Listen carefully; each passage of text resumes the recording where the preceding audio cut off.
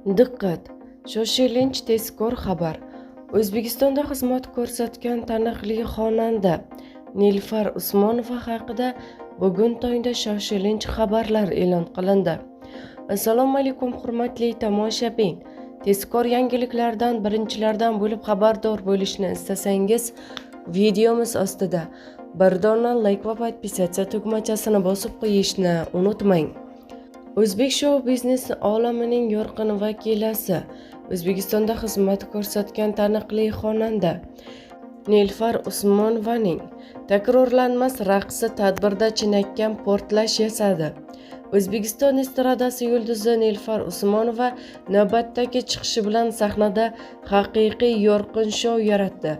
Xonandaning kutilmagan va o'zgacha raqsi kechaga chinakam fayz olib kirdi desak xato bo'lmaydi. Uning o'ziga xos energiyasi va estetik harakatlari barchaning e'tiborini tortdi. Gap shundaki, shou-biznes olamida Nilufar Usmonova doimo o'z vokal ijrosini mukammal sahna harakatlari bilan uyg'unlashtira oladigan kamdan kam ijodkorlardan biri sanaladi. Shuning uchun ham uning ushbu tadbirdagi chiqishi shunchaki musiqiy tanaffus emas, balki to'laqonli performansga aylanib ketdi. Sahnada namoyish etilgan nafis va shu bilan birga jo'shqin raqs tadbir qatnashuvchilariga o'zgacha kayfiyat bag'ishladi.